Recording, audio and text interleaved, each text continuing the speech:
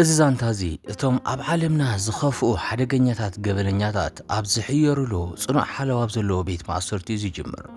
ኣብ ውሽጢ እቲ ቤት ማእሰርቲ ፖሊስ ንሰለስተ እሱራት ናብ ሓደ ፍሉይ ክፍሊ ክወስዶም እንከለዉ ንርኢ። ግን ፒተር ዝበሃል ሞቱ ዝተፈረደ እሱር ኣብኡ ነበረ። ፒተር ካብቶም ሰለስተ ብጣዕሚ ዝሓየለ እዩ ነይሩ። ብሃንደበት ፒተር የጥቅዖም፣ ብሓደ ቡጢ ኣዕጽምቶም ይሰብሮ። ነቶም ሰለስተ ብኸቢድ ድሕሪ ምህራሙ ናብቲ መንደቕ ይድርብዮም። ኣብዚ ግዜ እዚ ገለ ሰባት ነዚ ባእሲ ይቐድሕዎ ነበሩ። ኣብ ርሑቕ ደሴት ድማ ኬቨንን ጉጅልኡን ነዚ ኩሉ ባእሲ ብቐጥታ ይከታተልዎ ነበሩ።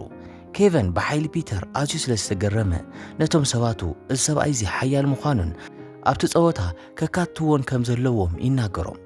ስለዚ ሰባት ኬቨን ምስ ሓላፍቲ ቤት ማእሰርቲ ብምዝርራብ ፒተር ሞቱ ዝተፈረደ ስለ ዝኾነ ንዓታቶም ከረክብዎም ጉቦ ይህብዎም። ድሕሪኡ እቲ ትርኢት ናብ ኬቨን ይወስደና። ንሱ ንሰራሕተኛታቱ መላእ ዓለም ነዚ ቀታዊ ፈነወ ክትከታተሉ ስለ ዝኾነት ዝኾነ ጌጋ ክህሉ ከም ዘይብሉ ይነግሮም። ኣብዚ ኬቨን ኣዝዩ ሃብታም ምዃኑን ብዙሕ ገንዘብ ንምርካብ ሓደገኛ ናይ ጸወታ መደብ የዳሉ ከም ዘሎ ንፈልጥ። ኬቨን ነዞም ናይ ቤት ማእሰርቲ ቪድዮታት ተጠቒሙ ኣብ መላእ ዓለም መዋዓውዒ የካይድ ኣሎ። ነዚ መዋዓውዒ ድማ ሚልዮናት ኣውፂኢሉ እዩ። እቲ መደብ ኣብ ውሽጢ 22 ሰዓታት ክጅመር ተወዲኡ ኣሎ። ስለዚ ኬቨን ብዝተኻእለ መጠን ብዙሓት ሰባት ብዛዕባ እዚ ቀታሊ መደብ ክፈልጡ ይደሊ ኣሎ። ኬቨን ካብቲ ናይ መቆፃፀሪ ክፍሊ ወፂኡ ናብቲ ክኢላ ካሜራ ዝኾነ ላኦ ዝበሃል ዓርኩ ይኸይድ። ላኦ ንኩሉ ነገር ንምቕዳሕ ኣብ ኩሉ ኩርናዓት እዛ ደሴት 70 ካሜራታት ከም ዝተኸለ ይዛረብ። ኬቨን ዝኾነ ክፋል ናይታ ደሴት ብዘይ ካሜራ ክተርፍ ከም ዘይደሊ ይገልጸሉ። ድሕሪኡ ምስ ኣፍቃሪቱ ጁሊ ይራኸብ። ጁሊ እውን ነዚ ቀታሊ መደብ ኣብ ምድላው ትድግፎ ነይራ እያ። ጁሊ ሓላፊ ሓደ ናይ ቲቪ ቻነል ቃለ መሕተት ክገብረሉ ይጽበዮ ከም ዘሎ ትነግሮ። ኬቨን ግን እዚ መደብ ኣብ ናይ ካልእ ሰብ ቻነል ክመሓላለፍ ኣይደልን ነይሩ። ንኹሉ እቲ መኽሰብ ንዕኡ ምእንቲ ከትርፍ ኣብ ናይ ገዛእ ርእሱ ቻነል ክፍንዎ እዩ ዝደሊ ነይሩ። እቲ ቃለ መሕተት ይጅምር እሞ እታ ጋዜጠኛ ቀንዲ ሓሳብ ናይቲ መደብ እንታይ ምዃኑ ተሓቶ። ኬቨን ካብ መላእ ዓለም ሞቱ ዝተፈረዶም 10 እሱራት ከም ዝኣከበን ናብ ዘምፅኡ ኣብዛ ደሴት ከም ዝለቆምን ይገልጽ። ኣብኡ ድማ ኣብ ውሽጢ 24 ሰዓታት ነንሕድሕዶም ክቃተሉ ኣለዎም። እቲ ብህይወት ዝተርፍ ናይ መወዳእታ ሰብ ነፃ ክልቅቕን ዓብዪ ሽልማት ክወሃበን ይብል። እታ ኣቕራቢት ግን እዚ ዘይሕጋዊ ምዃኑን ነዚ ከም ዘይትፈትዎን ትነግሮም። ኬቨን ብዝኾነ ኩሎም ክሞቱ ምዃኖም ይነግራ እሞ ነቲ ምስቲ ቻነል ዝነበረ ውዕል ሰሪዙ ይኸይድ። ኣብቲ ግዜቲ እቲ ዝመረጽዎ ዓረባዊ እሱር ኣብ ቤት ማእሰርቲ ከም ዝሞተ ሓበሬታ ይበጽሖ። ኬቨን ነዚ ምስ ሰምዐ ይቁጣዕ እሞ ካብ ነፍሲ ወከፍ ህጉር ዝያዳ ተመልከትን ገንዘብን ንምርካብ ናይ ማእኸላይ ምብራቕ ውክልና ኣድላይ ስለ ዝኾነ ብህፁፅ ሓድሽ ዓረባዊ እሱር ክረኽቡ ንጉጅሉ ይእዝዞም። ቀፂልና ሃሽም ዝበሃል ዓረባዊ እሱር ዘለዎ ትርኢት ቤት ማእሰርቲ ንርኢ። ፖሊስ ኣብ ክፍሉ ካልኦት ክልተ እሱራት ይእቱ። ሓደ ካብኣቶም ግን ኣዝዩ ሓደገኛ ዝኾነ ጃክ ዝበሃል ሰብ እዩ። ፖሊስ ነቲ ሓደ እሱር ንሃሽም ከጥቅዖ ይነግርዎ። ሃሽም ግን ኣብ ሒደት ደቂቓታት ይቐትሎ። ጃክ ግን ብዘይ ምኽንያት ንማንም ከም ዘይቀትል ይዛረብ። ይኹን እምበር ገለ ሰብ እንተጥቂዕዎ ከም ዘይገድፎ ይገልጽ። ነዚ ምስ ሰምዐ እቲ ፖሊስ ንሃሽም መፍትሕ ሂቦ። ሃሽም ነቲ መፍትሕ ተጠቒሙ ሰንሰለቱ ይፈትሕ። ድሕሪኡ ጃክን ሃሽምን ገጽ ንገጽ ይገጥሙ። ሃሽም ምስ ኣጥቅዐ ጃክ ብሓንቲ ጽፍዒት ይውድኦ። ኬቨን ነዚ ኩሉ ብቐጥታ ይከታተሎ ነበረ። ነቶም ኣሜሪካ ዝጸልኡ ሰባት ነቲ ጽልኦም ተጠቒሙ ዝያዳ ተመልከትን ገንዘብን ንምርካብ ነዚ ኣሜሪካዊ ሰብኣይ ከም ዝደልዮ ንጉጅሉ ይነግሮም። ንጽባሐይቲ ኩሎም እሱራት ኣብ ሓደ ቦታ ይእከቡ። ኣብ ፍሉይ ሓይሊ ን4 ዓመታት ዘገልገለን ልዕሊ 30 ሰባት ዝቐተለን ማይክል ዝበሃል ሰብኣይ ኣሎ።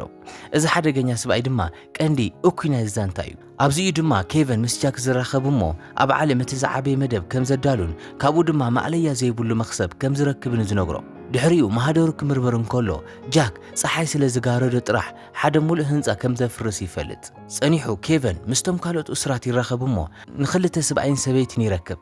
እዞም መጻምርቲ ብሓባር ብዙሓት ሰባት ቀቲሎም እዮም። ነንሕድሕዶም ክደጋግፉ ከም ዝኽእሉ ኣብ መወዳእታ ግን ሓደ ጥራሕ ብህይወት ከም ዝተርፍ ይነግሮም። ድሕሪኡ ሓጋዚኡ ማክስዋን መፅኡ ንኹሎም እሱራት ሕግታት ናይቲ ጸወታ የብርህሎም። ከም መጻወርያ ድማ ኣብ እግሮም ቡምባ ይሰረሎም። ዝኾነ ሰብ ነዚ ቡምባ ክፈትሖ ወይ ድማ ገመዱ ክቆርጾ እንተፈቲኑ ብእንብኡ ከም ዝሞቱ ንጹር መጠንቀቕታ ሂቦም። ብዘይካዚ ዝገበሩ እኳ እንተገበሩ ድሕሪ 30 ሰዓታት እዞም ቡምባታት ብኣውቶማቲክ ከም ዝፍንድኡ ይንገሮም። ብህይወት ምጽናሕ ግን ሓደ ዕድል ጥራሕ እዩ ዘሎ። ካብ ኩሎም ሓደ ተዓዋት ጥራሕ እንተወፂኡ ናቱ ቡምባ ጥራሕ እዩ ዝመክን። ካልእ ዘፍርሕ ነገር ድማ ኣብ ውሽጢ ነፍሲ ወከፍ ቡምባ ሓንቲ ቺፕ ኣላ። ዝኾነ ሰብ ነዛ ቺፕ ከውፃእ እንተፈቲኑ እቲ ቡምባ ድሕሪ 5 ደቂቓታት ክፍንዲ እዩ። ድሕሪ ኣዋጅ እቶም ቡምባታት ይውልዑ ሕጂ ንኽነብሩ 30 ሰዓታት ጥራሕ ኣለዎም ነፍሲ ወከፍ ደቂቓታት ንህይወቶም ወሳኒት እያ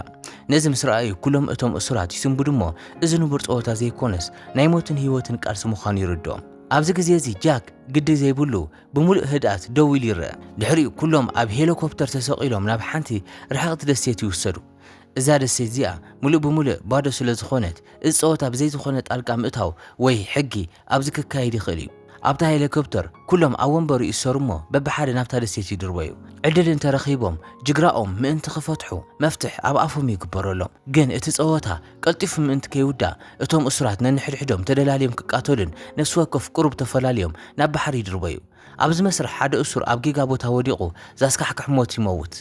እዚ ናይ መጀመርታ ስዕረት እዩ እቲ ዝያዳ ዘገርም ነገር ግን ጃክ ነቲ ናይ ጅግራኡ መፍትሕ ንምውሳድ ምሕሳሙ እዩ ሕጂ እቲ ሰብኣይ ኬቨን ከምኡ እንተኾይኑ ተኣሲሩ ከም ዝጸንሕ ይነግሮ ንሱ ግን ስቕ ይብል እቲ ሰብኣይ ንጃክ ቀጥታ ናብታ ደሴት ይድርብዮ በዚ ምክንያት ድማ ጃክ ቃንዛ ክስምዖ ይጅምር ሕጂ ኩሎም እቶም እሱራት ኣብዛ ደሴት ዓሊቦም ኣለዉ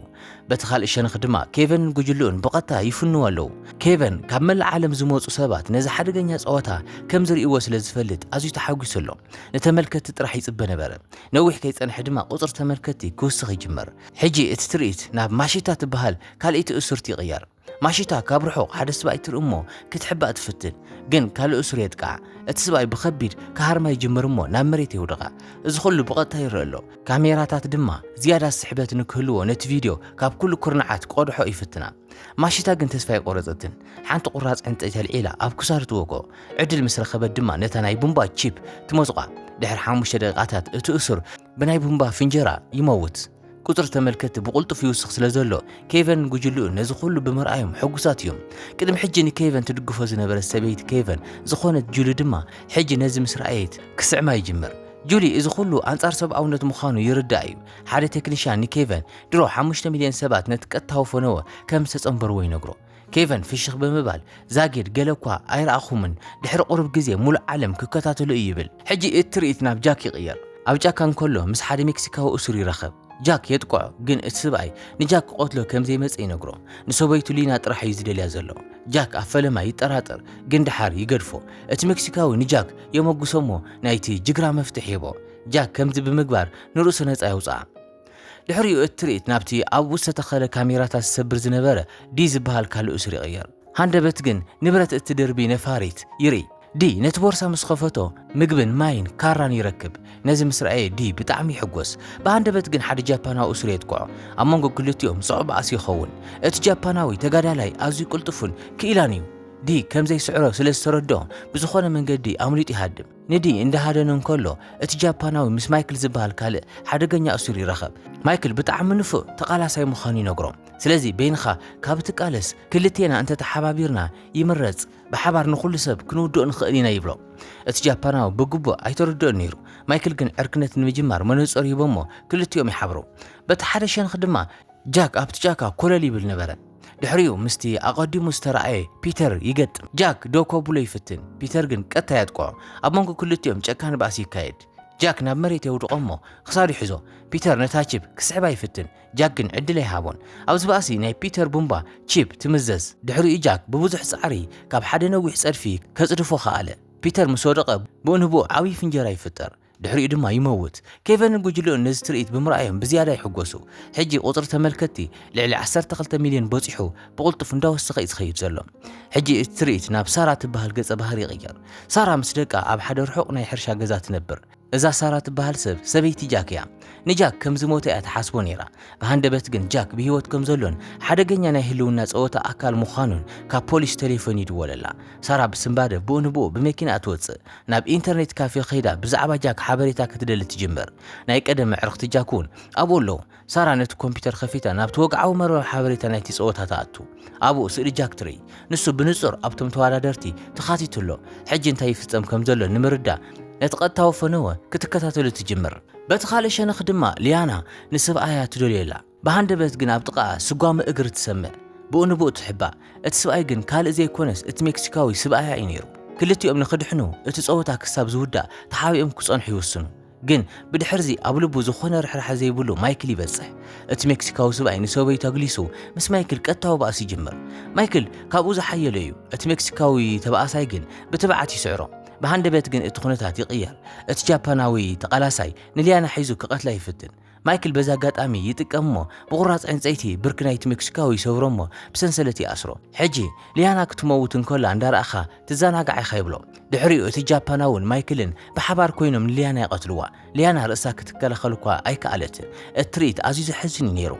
በቲ ካልእ ሸነኽ ድማ መደብ ኬቨን 15 ሚልዮን ተመልካቲ ይረክብ ኣሎ ኬቨን ነዚ ብምርኣዩ ኣዝዩ ሕጉስ እዩ እቶም ዝተረፉ ኣባላት ጉጅለ ግን ብጣዕሚ ይሓዝኑ ኣለዉ ኬቨን ዝበለጹ ቪድዮታት ምእንቲ ክረክብ ናይ ካሜራ ጉጅሉ ይልኽ ድሕሪኡ ጁሊ ንኬቨን ደው ኣቢላ ነዚ ኩሉ ነገር ደው ንከብሎ ትነግሮ ንሳቶም እውን ደቂ ሰባት እዮም ትብሎ ኬቨን ግን ብዝኾነ ኮይኑ እኮ ኣብ ቤት ማእሰርቲ ክስቀሉ ምዃኖም ፍሉጥ እዩ ብዛዕባ ሞቶም ግዲ ዘለዎ ሰብ የለን ይብላ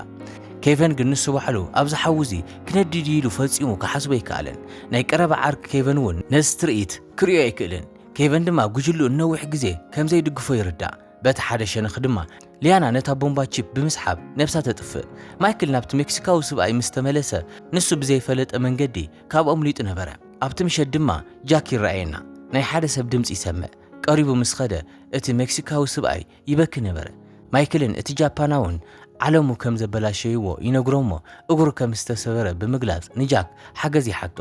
ጃክ ድማ ብህድኣት ፈለማ እቲ ምብኻይ ኣቋርጾ ይብሎ ድሕሪኡ ጃክ ኣብ ጥቕኡ ራድዮ ክርከበሉ ዝኽእል ግንቢ ሓለዋ ከም ዝረኣየን በታ ራድዮ ተጠቒሞም ሓገዝ ክጽውዑ ከም ዝኽእሉን ይነግሮ ክልቲኦም ናብ ሓደ ኣረጊት ገዛ ይኣትዉ ጃክ ኣብ ውሽጢ እቲ ቡምባ ናይ መከታተሊ ስርዓት ከም ዘሎ ስለ ዝተረድኦ ዝኾነ ሰብ ምእንቲ ከይከታተሎ ነቲ ናይ ቡምቡኡ መከታተሊ የቋርጾ በቲ ካልእ ሸነኽ ኬቨንን ጉጅሉን እውን ናይ ጃክ ጂፒኤስ ሲግናል ብሃንደበት ከም ዝጠፍአ ይርዩ ነዚ ምስ ረኣየ ኬቨን ይስንብድ ጃክ ነቲ ሜክሲካዊ ካራ ሂብዎ ናብቲ ግንቢ ሓላዊ ገጹ ክኸይድ ይጅምር በቲ ናይ ካሜራ ገመዳት ሒዙ ብምድያብ ብቐሊሉ ናብቲ ግንቢ ይድይብ እቲ ትርኢት ናብ ዋና ቤት ጽሕፈት FBI ይቕየር ኣብኡ ጃክ ኣብ ሰራዊት ኣሜሪካ ን14 ዓመታት ከም ዘገልገለ ንፈልጥ ኣብ ኤልሳልቫዶር ነቶም ናይ ሓሽሽ ጉጅለታት ንምድምሳስ ስቱር ተልእኾ ተዋሂቦ ነይሩ ጃክ ንኹሎም እቶም ጉጅለታት ኣጽኒትዎም በዚ ምኽንያት ግን መንግስቲ ኤልሳልቫዶር ኣሲሩ ናይ ሞት ፍርዲ ሂቦ ነበረ መንግስቲ ኣሜሪካ ዲፕሎማስያዊ ቅልውላው ንምውጋድ ብወግዒ ክሒድዎ ነበረ እቲ ትርኢት ሞሊሱ ናብ ኬቨን ይቕየር ኬቨን ንጃክ ናብቲ ግንቢ ክመጽእ እንከሎ ይርዮ ጃክ ነቲ ስርዓቶም ክዕኑ ከም ዝመጸ ይርዶ ንሓጋዚኡ ማክሲዋኒ ንጃክ ኣብ ጫካ ደልዩ ንክቆትሎ ይእዝዞ ማክሲዋኒ ምስ ጉጅሉ ይብገስ ጃክ ግን ድሮ ኣብ ጥቕኦም በፂሑ ነበረ ጉጅለ ማክሲዋኒ ናብ ጫካ ክኣቱ እንከሎ ጃክ ብስቕታ ንሓደ ሓላዊ ሓኒቕ ቆትሎሞ ብስቕታ ናብቲ ግንቢ ብምድያብ ንኻልእ ሓላዊ እውን ይቐትል ኣብኡ ናይ ሳትላይት ቴሌፎን ይረክብ ናይ መጀመርታ ጻውዒት ናብ ሰበይቱ ሳራ ብምድዋል ብህይወት ክምለስ ወይ ዘይክምለስ ኣይፈልጥን ግን ቁጽሪ ሒሳብ ባንኩ ይህባሞ ነዚ ገንዘብ ውሰድዮ ብሓቂ የድልየኩ ይብላ ድሕሪ ጃክ ላቲቱድ ኮኦርዲኔት ናይታ ደሴት ይነግራ ኣብዚ ግዜ እዚ ማክሲዋኒ ናብቲ ቦታ ይበጽሕ ኬቨን ሓይሊ ኤሌክትሪክ ናይቲ ግንቢ የጥፎ ማክሲዋኒ ንላዕሊ ድይቡ ንጃክ ይትኩሰሉ ጃክ ግን ካብቲ ግንቢ ብምዝላል ከምልጥ ኸኣለ ሳራ ብኡንብኡ ናብ ኤጀንት ዊልኪንስ ብምድዋል ንኹሉ እቲ ሓበሬታ ትህቦ እቲ መንግስቲ ድማ ብዝኾነ ዋጋ ጃክ ክድሕን ከም ዘለዎ ብወግዒ ይውስን በቲ ካልእ ሸነኽ ድማ ዲን ሊሳን ገጽ ንገጽ ይራኸቡ ዲ ንዓኣ ክቐትላ ኣይደለየን ቦምቡኡ ከምክን ጥራሕ ከም ዝደሊ ይዛረባ ስለዚ ንሊሳ ይለቃ ክልቲኦም ብሓባር ኮፍ ኢሎም ይዕልሉ ግን ሊሳ ትጠልሞሞ ነታ ናይ ዲ ቦምባ ቺፕ መዚዛታ ትሃድም ኣብ ሒደት ደቂቃታት ድማ ዲ ይመውት ማይክልን እቲ ጃፓናውን ብሓባር ኮይኖም ነቲ ሜክሲካዊ ሰብኣይ ብኸቢድ የሳቂዎ ገለ ሰባት በዚ ባእሲ ይዘናግዑ ኣለዉ ልዕሊ 27 ሚልዮን ሰባት ድማ ብቐጥታ ይዕዘቡ ኣለዉ ላኦን ጁሊን ብኬቨን ብጣዕሚ ይቕጥዑ ክልቲኦም ምስ ኬቨን ክዛረቡ ይውስኑ ናብ ክፍሊ ኬቨን ይኸዱ ኬቨን ኣብ ፀወታ እንታይ ክኸውን ምዃኑ ኣቐዲምኩም ትፈልጡ ነርኩም ዲኹም ይብሎም ላኦ እዚ ምስ ኬቨን ዘካይዶ ናይ መወዳእታ መደብ ምዃኑ ይዛረብ ድሕርዚ ዕርክነቱ ከም ዘቋርጽ ድማ ይነግሮ ጃክ ኣብ ቦታ ማይክል ይበጽሕ ኣብቲ መንገዲ ግን ዝተሰበረ ድልድል ነበረ ጃክ ደው ክብል ይነግሮ ማይክል ግን እቲ ፀወታ ሕጂ ከም ዝጀመረ ይዛረብ ማይክል ነቲ ሜክሲካዊ ብህይወቱ ከም ዝሕርሮ የፈራርሖሞ ሽጋሩ ምስ ወድአ ከም ዝጠብሶ ይነግሮም ጃክ ንኹሉ ይዕዘቦ ነበረ ናብቲ ሜክሲካዊ ፍላጻ ይውርውርሞ ድሕሪኡ ብሓዊ የንድዶ ጃክ ኣይክገድፈካኒ ይብልሞ ብዘይ ባእሲ ካብኡ ይኸይድ ንጽባሐይቲ ንግሆ ማይክልን እቲ ጃፓናውን ኣብ ሓደ ልዑል ቦታ ኮይኖም ንብሙልኣታ ደሴት ይዕዘብዋ ነበሩ ሕጂ እቲ ኩነታት ኣብ ትሕቲ ቁፅሮም ከም ዘሎ ይስምዖም እቲ ሓቀኛ ሓደጋ ግን ኣብ ታሕቲ ኣብቲ ጫካ እዩ ዘሎ ድሮውን ንኽልቲኦም ይከታተሎም ኣሎ ማይክልን እቲ ጃፓናውን ምስተፈላለዩ ጃክ ዕድል ምስ ረኸበ ብኡንብኡ ነቲ ጃፓናዊ የጥቅዖ ክሳዕ ክንዲዚ ብጭካነ ክሃርሞ ይጅምር እሞ እቲ ሙሉእ ባእሲ ናይ ሓደ ወገን ጥራሕ ይመስል ካብ ኩሉ ክርናዓት ዓለም ዝመፁ ሰባት ነቲ ቀጥታዊ ፈነዊ ይዕዘብዎ ነበሩ ብተግባር ጃክ ድማ ይስንብዱ ኣለዉ ጃክ ነቲ ጃፓናዊ ሙሉእ ብሙሉእ ይሕብልሎ ማይክል ነዚ ኩሉ ምስ ረኣየ ይቁጣዕ ንመጻምርቱ ንምድሓን ንታሕቲ ይዘልል እሞ ናብ ጃክ ፍላጻ ይውርውር ጃክ ግን ኣብ ግዚኡ ተኣሊዎ ናብ ሓደ ኣረጊት ጣሻ ክሕባእ ይሃድም ሊሳ ግን ኣብኡ ተሓቢኣ ኮፍ ኢላ ስለ ዝነበረት ንጃክ ትሕዞ ብሃንደበት ፍላጻ ማይክል ብጌጋ ንሊሳ ይወግኣ እሞ ብኸቢድ ትቆስል እቲ ጃፓናዊን ማይክልን ብሓባር ንጃክ ክቐትልዎ ይፍትኑ እሞ ኣብቲ ናቱ ጣሻ ሓዊ ድርቢሉ እቲ ሓዊ ኣብኡ ብቁልጡፍ ይላባዕ ጃክ ናብ ታሕተዋይ ናይቲ ትሕቲ ምድሪ ጣሻ መንገዲ ይረክብ ንሊሳ ከድሕና ይፍትን ሊሳ ግን ሰንቢዳ ነታ ቦምባ ቺፕ ተባርዓሞ እቲ ሙሉእ ከባቢ በቲ ቦምባ ይፍንጀር ኩሉ ሰብ ጃክ በቲ ፍንጀራ ከም ዝሞተ ይሓስብ ማይክልን እቲ ጃፓናውን ሕጂ ክልቲኦም ጥራሕ ስለ ዝተረፉ ሕጉሳት ይኾኑ ሕጂ ናታቶም ባእሲ ክኸውን እዩ ስለዚ ሓደ ጥራሕ እዩ ብሂወት ክተረፍ ዝኽእል እቲ ጃፓናዊ ግን ናብቲ ጫካ ይጎይ እሞ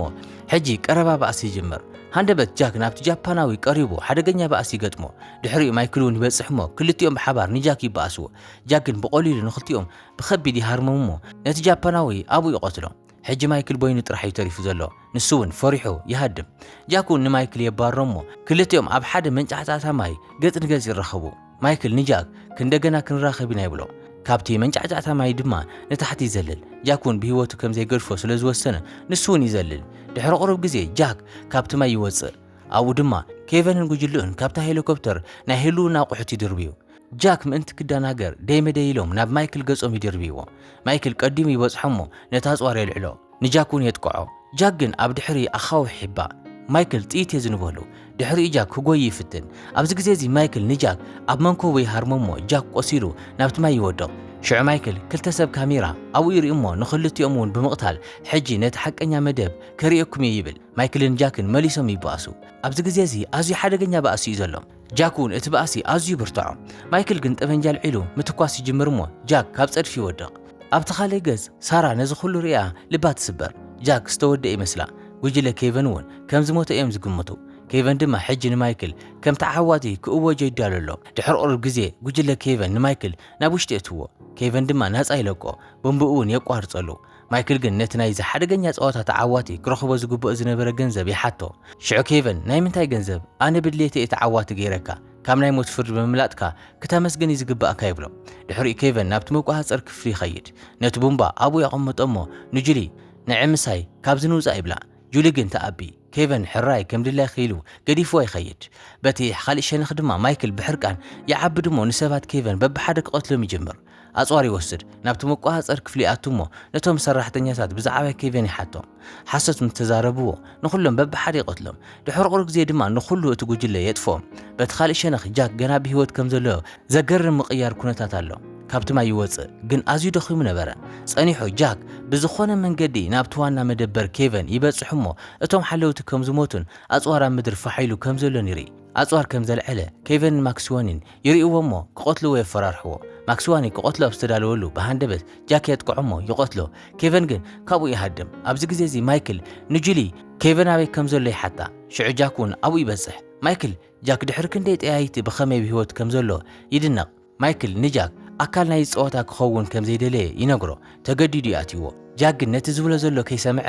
ይቐትሎ